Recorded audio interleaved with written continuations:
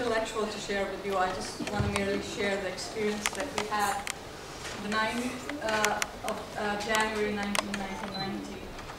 I think for the first few years, I think most of us kept it somewhere in the back seat, didn't think about it, didn't process it, because all of us were busy trying to survive.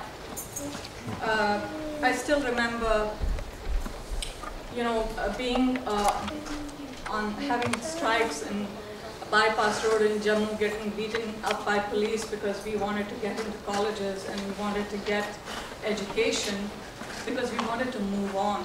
And to Ravinderji's point, wanted to get economically independent pretty fast so that we could sustain. At that time, I don't think we were thinking about the larger political implications of the situation. I think we were just trying to survive. So when I came to US in 1999, I was at the airport. I didn't have much interaction apart from my immediate family with any Kashmiris. So I heard at the airport there was some lady who was speaking in Kashmiri, and that kind of triggered a haiku which I tried to write in Kashmiri, and hopefully it will connect with you. It goes like this: Airport ki shoras manz buzum kashur kalam uch adreyam subut wuchha.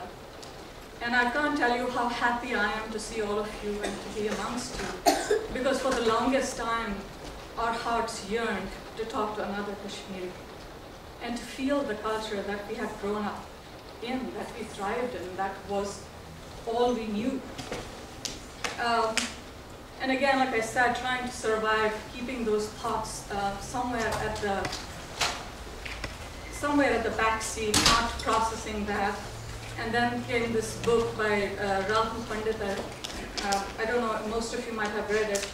Our Moon Has Blood Clots, and for those of us who've gone through the experience, it connected at some level, and that kind of opened up the wound that had long, I hadn't treated that, I hadn't processed that, and that triggered a poem that I want to share with all of you. It's not in Kashmiri, but I just wanted to make sure, we can connect to the younger generation here as well.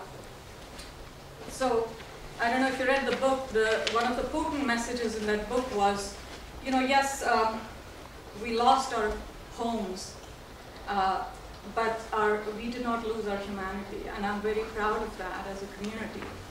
We didn't become the monsters who drew us out of our homes. But at the same time, to Ravinderji's point, I think it's very important to keep this at the forefront as we go through our lives, because this information, we can't afford to lose this very important piece of information in our history, because it's going to be a huge thing to pass on to our future generations so that they can derive lessons learned, in which Ravinderji very nicely articulated for us to survive. So this poem is a dedication